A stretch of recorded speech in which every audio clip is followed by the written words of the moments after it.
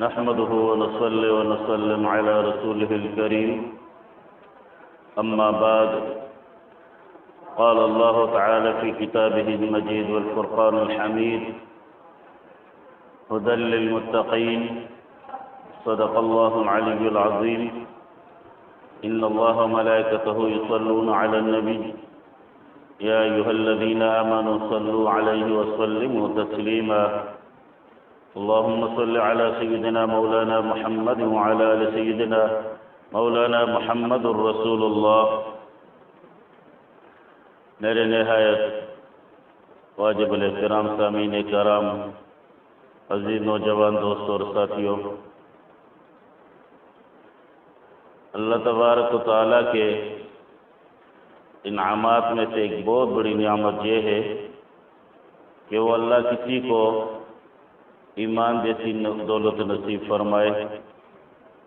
اور اس سے بھی بڑھ کر کہ ایمان کی دولت کے ساتھ ساتھ ایمان کی حلاوت، ایمان کی مٹھاس نصیب فرمائے۔ نبی اکرم صلی اللہ علیہ وسلم کا ارشاد ہے کہ ایمان کے 70 شاخیں ہیں، اور سب سے اعلیٰ و افضل شاخ وہ لا الہ الا اللہ ہے، اور سب سے ادنا شاخ راستے میں کسی تقلیدی چیز کو ہٹا دینا ہے۔ اس کے علاوہ اللہ کی یہ نعمت جو اللہ قرآن مجید میں بھی ارشاد فرماتے ہیں وَلَكِنَّ اللَّهَ حَبَّبَ إِلَيْكُمُ الْإِيمَانَ وَزَيَّنَهُ فِي قُلُوبِكُمْ، اللہ تبارک و تعالی کہ یہ خاص ایک نعمت کہ اللہ تبارک و تعالی نے مسلمانوں کے لیے پسند کیا ہے ایمان کو، رب العالمین نے ان کے تقوی کو، رب العالمین نے ان کی اپنی محبت کو، جیسا کہ حدیث مبارکہ میں ہے نبی اکرم صلی اللہ علیہ وسلم ارشاد فرماتے ہیں من حب للہ وابغض للہ فعطا للہ ومنع للہ فقد استکمل الایمان، جس نے کسی کے ساتھ محبت کی اللہ کے لیے کی، اور کسی پہ غصہ کیا اللہ کے لیے کیا، اور کسی کو کچھ دیا اللہ کے لیے، اور کسی کو منع کیا کچھ دینے میں وہ بھی اللہ کے لیے، فقد استکمل الایمان، اس نے اپنے ایمان کی تکمیل کی، اپنے ایمان کو مکمل کیا۔ اتنی بڑی بات ہے، یہ 4 باتیں جو نبی اکرم صلی اللہ علیہ وسلم ارشاد فرماتے ہیں من حب للہ، کسی کے ساتھ محبت وہ بھی اللہ کے لیے۔ حدیث مبارکہ میں آتا ہے نبی اکرم صلی اللہ علیہ وسلم ارشاد فرماتے ہیں کہ ایمان کی مٹھاس 3 چیزوں میں ہے، جس میں 3 باتیں ہوں گی اس کو اللہ ایمان کی حلاوت نصیب فرمائیں گے۔ پہلی بات نبی اکرم صلی اللہ علیہ وسلم ارشاد فرماتے ہیں کہ اللہ اور اس کے رسول کی محبت کو سب سے مقدم رکھے، اور کسی کے ساتھ اگر محبت کرے اللہ کے لیے۔ تیسری بات، کفر سے نکلنے کے بعد دوبارہ کفر کو اختیار کرنا اتنا ہی برا جانے جیسے آگ میں ڈالے جانے کو برا سمجھتا ہو۔ یہ ایمان کی حلاوت ہے، ایمان کی مٹھاس ہے۔ من حب للہ، اللہ تبارک و تعالیٰ دن قیامت 7 لوگوں کو حدیث مبارکہ میں آتا ہے کہ اللہ اپنے عرش کے سائے کے نیچے ان کو جگہ عطا فرمائیں گے، اس دن عرش کے سائے کے علاوہ اور کوئی سایہ بھی نہیں ہوگا۔ اور اس میں آپ صلی اللہ علیہ وسلم نے ان 7 لوگوں میں دو شخصوں کا بھی ذکر ارشاد فرمایا، 2 مومنین کا بھی ذکر ارشاد فرمایا جو اللہ کی محبت کے لیے آپس میں ملتے ہیں، ملاقات کرتے ہیں، اور اللہ کی محبت میں آپس میں جدا ہوتے ہیں۔ اسی لیے مومن کا یہ شیوا ہوتا ہے، مومن پہ اللہ کی یہ نعمت ہوتی ہے کہ اس کا ہر کام، ہر فعل، چاہے وہ زبان سے ہو، چاہے وہ آنکھ سے ہو، چاہے وہ دل سے ہو، چاہے وہ ہاتھ سے ہو، چاہے وہ جسم کے جس عضو سے ہو، اور وہ اللہ کے لیے ہوتا ہے کہ ایمان کی وہ حلاوت اور انوارات و برکات اللہ اس کے دل میں عطا فرماتے ہیں۔ فَمَن يُرِدِ اللَّهُ أَن يَهْدِيَهُ يَشْرَحْ صَدْرَهُ لِلْإِسْلَامِ، اللہ کسی کے ساتھ بھلائی کرنا چاہے اس کا سینہ اسلام کے لیے کھول دیتا ہے اور ہدایت کے لیے کھول دیتا ہے، ایمان کی حلاوت کے لیے کھول دیتا ہے، اپنی محبت کے لیے، اپنے حبیب کے پاک نورانی طریقوں کے ساتھ محبت کے لیے۔ یہ یہدی و یشرح صدرہ للاسلام، اسلام تو امن و امان، اسلام مذہب اسلام میں سب سے زیادہ جو اللہ کی سب سے بڑی نعمت ہے وہ ایمان کی ہوتی ہے۔ اس لیے جو اللہ تبارک و تعالیٰ کے احکامات میں کاربن رہتا ہے وہ کبھی بھی بدکاری کے قریب نہیں جائے گا، وہ کبھی بھی ناجائز کے قریب نہیں جائے گا، وہ کبھی بھی مال حرام کے قریب نہیں جائے گا، وہ کبھی بھی تکبر اور غرور کے قریب مت جائے گا۔ اللہ فرماتے ہیں وَلَا تَقْتُلُوا أَوْلَادَكُمْ خَشْيَةَ إِمْلَاقٍ، اولاد کو قتل مت کرو رزق کی تنگی کی وجہ سے۔ وَلَا تَقْرَبُوا الزِّنَا، زنا کے قریب مت جاؤ۔ وَلَا تَقْرَبُوا الْفَوَاحِشَ مَا ظَهَرَ مِنْهَا وَمَا بَطَنَ، ظاہر اور باطن بہائی کے قریب مت جاؤ۔ وَلَا تَمْشِ فِي الْأَرْضِ مَرَحًا، زمین پہ آکڑ کے مت چل۔ وَلَا تَقْتُلُوا النَّفْسَ الَّتِي حَرَّمَ اللَّهُ إِلَّا بِالْحَقِّ، قتل حق مت کر۔ وَلَا تَجْعَلْ مَعَ اللَّهِ إِلَٰهًا آخَرَ، اللہ کے ساتھ کوئی دوسرا معبود مت بنا۔ یہ ایمان کے علاوہ کون ان باتوں پہ عمل کر سکتا ہے؟ جن کے اللہ کے ساتھ محبت ہو، دین اسلام کے ساتھ محبت ہو، اللہ کے محبوب، اللہ کے نبی کے محبوب طریقوں کے ساتھ محبت ہو، وہ اللہ کے ان کے احکامات پہ عمل کرتا ہے، نہ بہائی کے قریب جاتا ہے، نہ حق قتل کرتا ہے، نہ زمین پہ عقل کے چلتا ہے، نہ اللہ کے ساتھ ظاہری اور باطنی طور پہ کسی کو شریک کرتا ہے۔ یاد رکھیے میرے واجب الاحترام بزرگوں اور نوجوان دوستوں اور ساتھیوں، اللہ کے ہاں نبی علیہ السلام ارشاد فرماتے ہیں ریاکاری بھی ایک شرک ہے جس میں آج ہم سارے مبتلا ہیں۔ ہماری معاشرتی برائیوں میں سب سے بڑی برائی وہ ریاکاری ہے۔ آج ہمارے جنازے بھی ریاکاری کے، ہماری دعوتیں بھی ریاکاری کی، ہمارے کسی کے ساتھ تعلق بھی ریاکاری کا، کسی کو کچھ دے وہ بھی ریاکاری کے لیے، اور کسی کے ساتھ اٹھنا اور بیٹھنا ہو، عام معاشرے کی بات کر رہا ہوں۔ اللہ کی خوشنودی اس میں بہت کم ہے۔ حدیث مبارکہ میں آتا ہے جس نے نماز پڑھی ریاکاری کے لیے، نبی علیہ السلام کیا فقد اشرک، اس نے شرک کیا۔ کسی نے اگر صدقہ کیا اور اس میں ریاکاری ہے، فرمایا فقد اشرک۔ نبی علیہ السلام ریاکاری کے معاملے میں جو چیز بھی ہو اللہ تبارک و تعالیٰ کی رضا کے لیے ہو، کہ میرا رب خوش ہو جائے۔ اس لیے یہ حدیث مبارکہ من احب للہ، جس نے کسی کے ساتھ محبت کی اللہ کے لیے، کوئی دیندار، علماء کرام، اولیاء اللہ، طلباء کرام،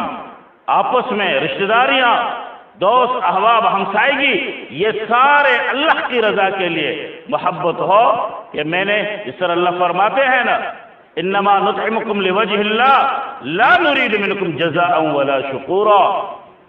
کہ کسی کو کھانا کھلانا اور اس کے بعد اس کو یہ کہنا یہ جو کھانا میں نے تم پہ کھلایا ہے یہ صرف اللہ کی رضا کے لیے، اس کے علاوہ مجھے اور کوئی بدل آپ سے اور شکر گزاری کی کلمات نہیں سننے، بس اللہ کی رضا کے لیے۔ تو میرے واجب الاحترام نوجوان دوستوں اور ساتھیوں، اور پھر نبی علیہ السلام فرماتے ہیں وَأَبْغَضَ لِلَّهِ، اللہ ہی کے لیے غصہ کرنا۔ اس لیے ایک حدیث مبارکہ میں نبی علیہ السلام ارشاد فرماتے ہیں تم میں سے کوئی اگر برائی دیکھے تو اس کو ہاتھ سے روکے، اگر اس کی طاقت نہیں ہے زبان سے روکے، اگر اس کی بھی طاقت نہیں ہے تو دل میں اس کو برا جانے، وَذَلِكَ ضَعْفُ الْإِيمَانِ، یہ ایمان کا کمزور ترین درجہ ہے۔ آج ہم اس درجے سے بھی نکل گئے، آج ہم یہ اس درجے میں بھی نہیں ہیں۔ ہمیں پتہ ہوتا ہے کہ یہ سخت فاسق و فاجر ہے، اعلانیہ اللہ کے احکامات کو ٹھکرا رہا ہے، اور سود کے نظام میں لت پت ہے، علل اعلان بدکاری کر رہا ہے، علل اعلان سود کھا رہا ہے، علل اعلان حرام خوری کر رہا ہے، علل اعلان ناجائز لوگوں کے زمینوں پہ قبضے کر رہا ہے، ظالم بنا ہوا ہے معاشرے میں، اور ہم اس کو عزت دے رہے ہوتے ہیں، دل میں بھی برا نہیں جانتے۔ وَمَن لَّمْ يَحْكُم بِمَا أَنزَلَ اللَّهُ فَأُولَٰئِكَ هُمُ الْكَافِرُونَ۔ جو اللہ کے نازل کردہ آیتوں پہ ان کا ایمان نہ ہو، یہ لوگ تو کافر ہے۔ وَمَن لَّمْ يَحْكُم بِمَا أَنزَلَ اللَّهُ فَأُولَٰئِكَ هُمُ الظَّالِمُونَ۔ جو اللہ کے نازل کردہ آیتوں پہ اور اس کے احکامات پہ ان کا عمل ہی نہیں ہے، یہ لوگ ظالم ہیں۔ وَمَن لَّمْ يَحْكُم بِمَا أَنزَلَ اللَّهُ فَأُولَٰئِكَ هُمُ الْفَاسِقُونَ۔ جو اللہ کے نازل کردہ قرآن کی آیتوں پہ، قرآن احکامات پہ، قرآن مجید پہ ان کا عمل نہیں ہے، وہ اس پہ فیصلے نہیں کرتا اور اس کو حکم بجا نہیں لاتے، یہ لوگ فاسق اور فاجر ہیں۔ کسی کو تکلیف دینا اور اللہ کے محبوب نبی کے طریقوں کو دیکھا جا رہا ہے کہ زمین پہ روندا جا رہا ہے اللہ کے احکامات کو، اور دل سے بھی برا نہیں جان رہا، زبان تو دور کی بات ہے اور ہاتھ سے روکنا تو دور کی بات ہے، جو قلب ہے اور اس کے دل کے اندر ہے،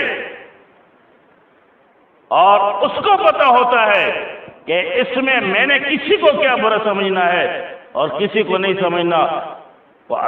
علیم بذات الصدور اللہ تبارک و تعالی ہے، یا رب العالمین کو پتا ہوتا ہے یا اس کو پتا ہوتا ہے۔ آج ہم اس درجے سے بھی نکلے ہوئے ہیں۔ علل اعلان گناہ کبیرہ کا مرتکب شخص ہے، اس کو معاشرے میں عزت دی جا رہی ہوتی ہے۔ علل اعلان اعلانیہ سودخوری کر رہا ہے، اس کو معاشرے میں عزت دی جا رہی ہے۔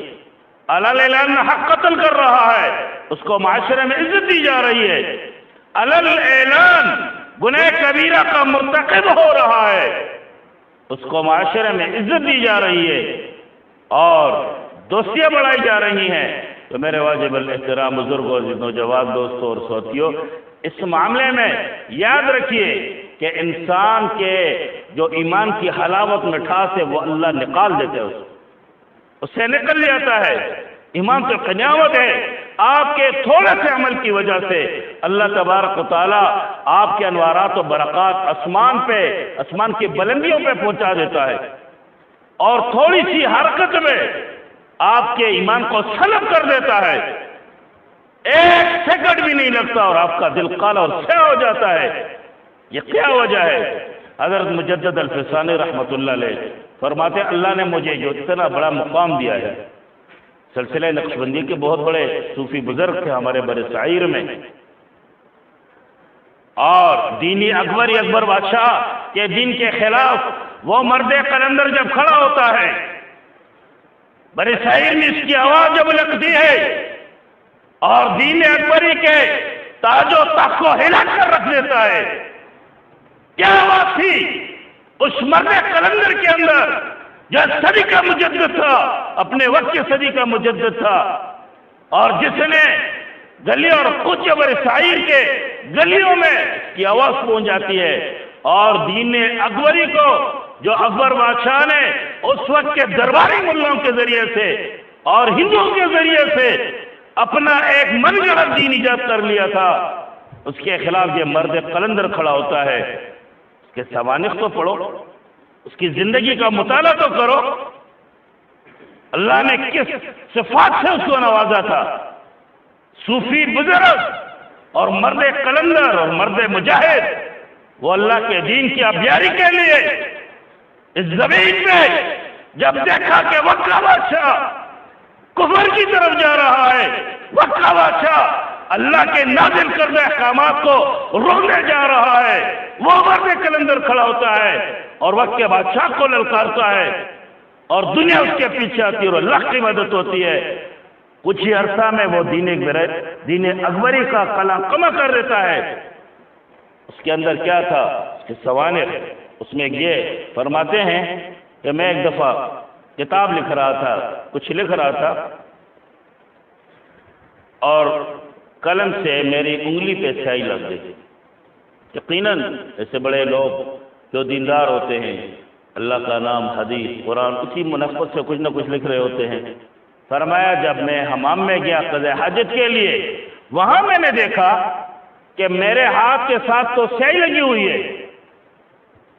اور قضاء حاجت سے پہلے ہی فوراً میں کھڑا ہوا اور باہر آیا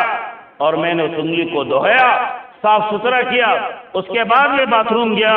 فرماتے ہیں کہ اس کے بعد اللہ نے جو انوارات و برکات میری ایمان کے کھولے ہیں، وہ یہ سارے اس نیکی کا اور اس ادب و احترام کا بدلہ تھا۔ آج ہم یہ چیزیں تو ہمارے نزدیک کچھ بھی نہیں ہے۔ اذان ہو رہی ہے کہ ہم لیٹرین جا رہے ہوتے ہیں، اذان ہو رہی ہوتی ہے ہم باتیں کر رہے ہوتے ہیں، اذان ہو رہی ہے ہم نے موبائل قضاء حاجت کے دوران کھولا ہوا ہے اور اس میں قرآنی آیات آ رہی ہیں۔ ایسے بہت سے واقعات۔ تو میرے واجب الاحترام بزرگوں، ایمان کی حلاوت، مٹھاس،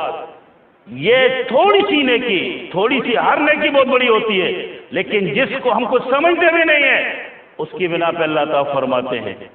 اور ایک ایسی چھوٹی سی برائی جس کو ہم سمجھ نہیں رہے ہوتے ہیں کہ یہ چھوٹی ہے، اللہ اس سے پورا ایمان کو سلب فرما دیتے ہیں، پتہ ہی نہیں چلتا۔ جہنم کی وادیوں میں یہ پہنچ جاتا ہے، ظلمتوں کے اس دلدل میں یہ پھنس جاتا ہے،